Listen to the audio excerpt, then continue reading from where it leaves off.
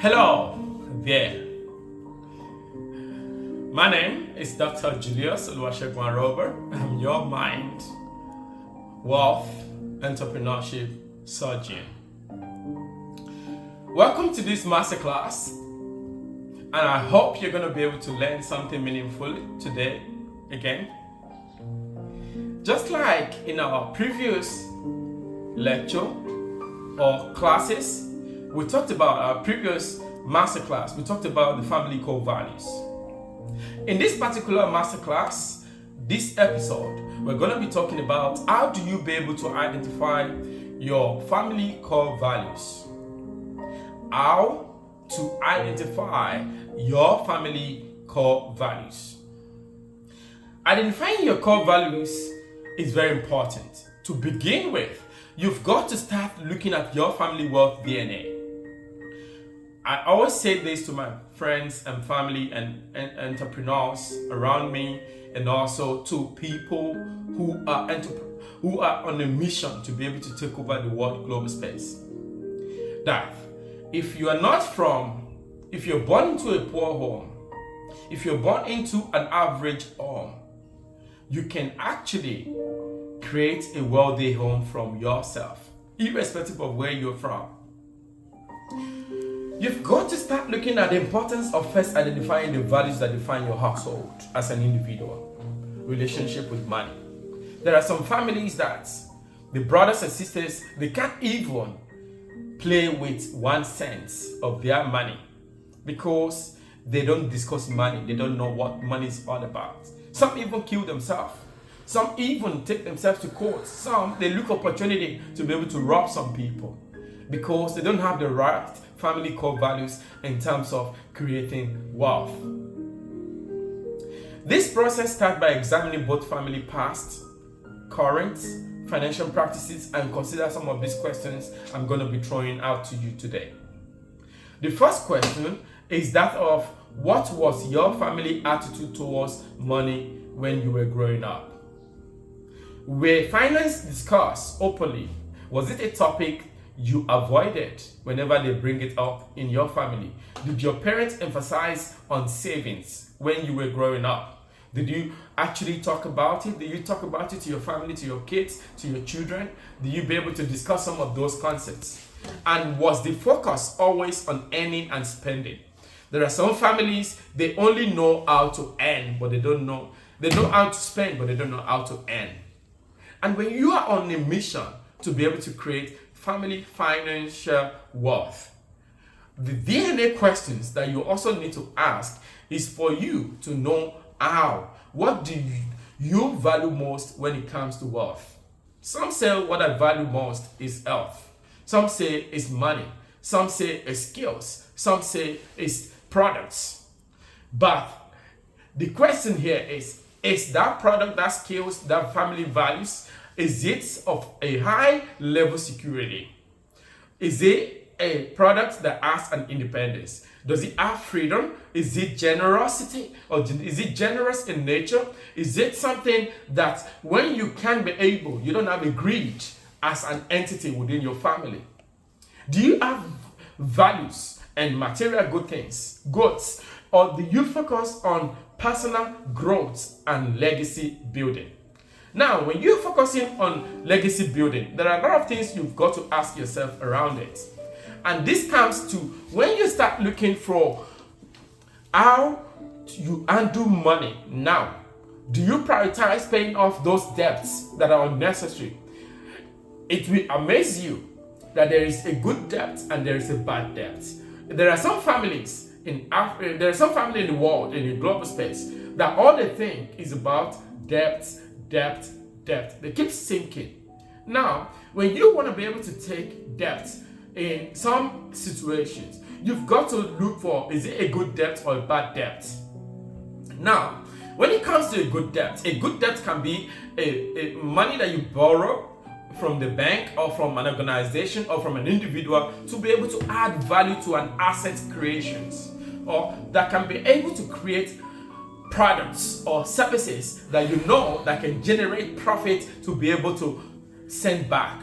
In some African descendants, they always just know on how to be on a survival mode. They borrow and borrow and borrow, but they don't have a saving culture.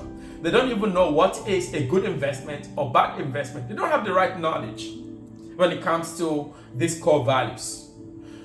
There are some principles that you've got to follow. You've got to think about how to add values. How do you handle money?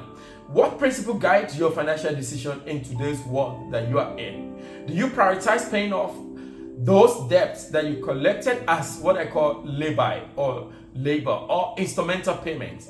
Some collect instrumental payment for furniture. It's so funny. Some even for clothing, for ties, for shoes. They pay, at the end of the day, they collect them on loan in some countries. They pay it over 1 year, over 6 months for something that is material in nature, but not profitable to the family or to the individual. Not for something that can be. Now, in England, you can actually get what I call a financial loan for study. But you pay those loans when you are done from school. Automatically, a certain percentages get taken off every month up until X amount of years.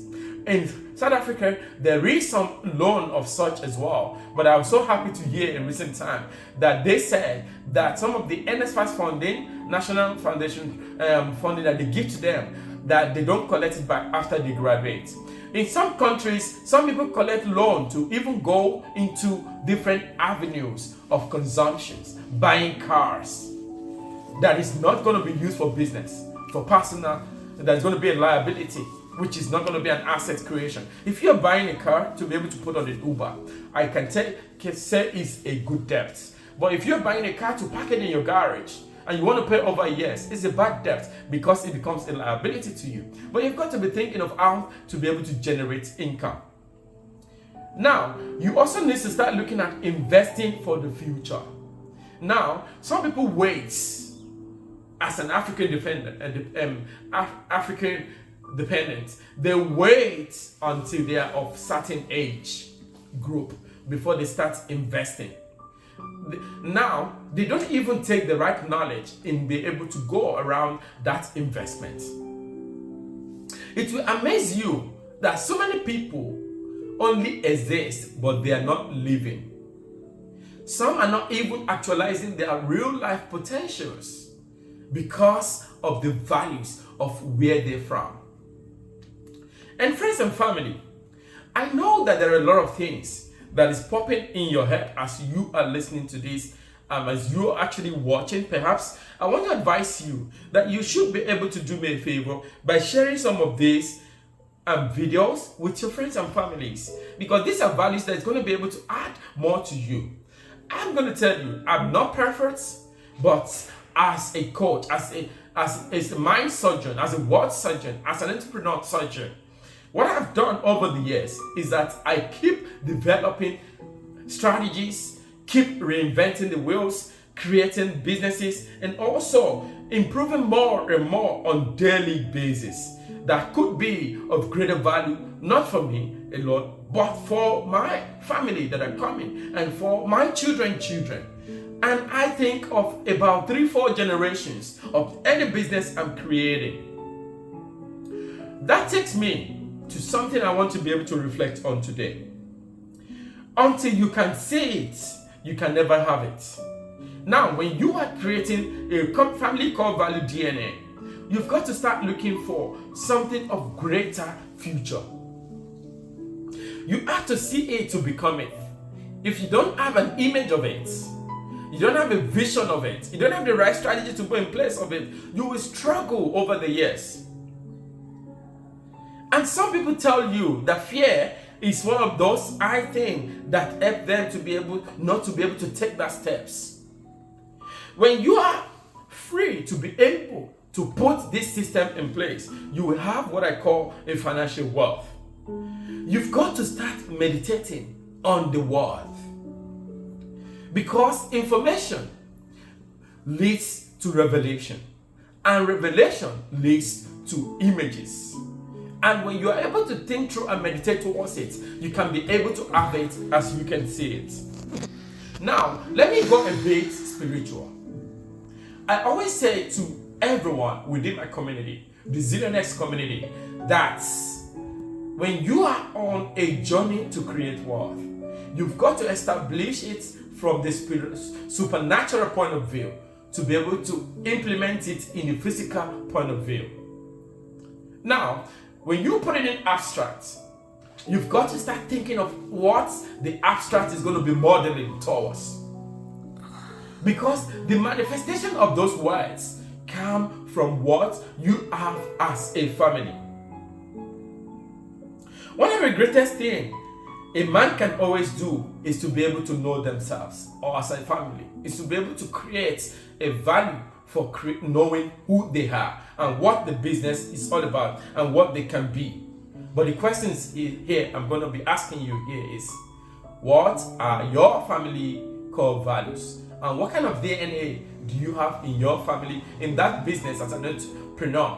What kind of values are you on a mission to create? Animals is not a spirit being, but they have soul and body. But human comprises of three entities: spirit, body, and soul. When it comes to spirits, God created us and He gave us the supernatural, the spirits of Himself, that we can be able to manifest what our family DNA is meant to be. If you are on a genealogy of a spiritual being through the supreme above, you can be able to manifest in the physical. Now, when it comes to that of the spirit, it comes to you having what I call the end spirit by living the real life around it. We only can believe it when we can make sense of that thing that we have. Now, human man consists of the soul, which is the mind. When my general synopsis and general introduction, I'm a mind, wealth, career, entrepreneurship surgeon. I help you to reorientate your mind. Now, where you live affects what you do. What you read affects what you put out. What you eat becomes who you become in the future. Those who knows rules over those who do not know. In your family, in your business, have you been able to see how this journey can be? I have learned that identifying some of these values can sometimes, what is something that happened overnight? It takes time. It requires deep reflections. It requires open conversation with your family, your team members as an entrepreneur. With everything that you do, you've got to often look at this. We hold everything written down in our formal document. So, friends and family, an entrepreneur that is on a journey to create wealth, who are you? Are you going to start cultivating what principle to guide your family decisions from today? What do you most value when it comes to wealth? And what was your family attitude towards money when you are growing up? And your kids and your friends and your family, whenever you mention money, what comes up? In your team, as an entrepreneur who is on a journey of creating wealth, when you talk about figures, are there people that knows much about figures? This is the questions I've come to be able to ponder on and to give to you, that you need to start cultivating these questions so that you can start identifying your family core value today. So friends, I believe you've now been able to hear and learn so much today about how you can identify what those core values are. Please do me a favor by going down to www.juliusaroba.com. You will learn some of those things. And if you want to subscribe to some of our, if you want to become part of the Zillionaires community, please feel free to join our community by filling in that form on www.juliusaroba.com. And also, you can also check some of our past episodes. You can check on YouTube, Dr. Julius Aroba, or you can go on TikTok, Julius Aroba, or you go on Instagram, Julius Aroba. You find a lot of episodes and a lot of content that is going to benefit to you as an individual, as an organization, as a family. Or maybe you have a gig, or you have a symposium, or you have a training, or you have a program that you need a wealth financial entrepreneurship mindset surgeon coach to be able to.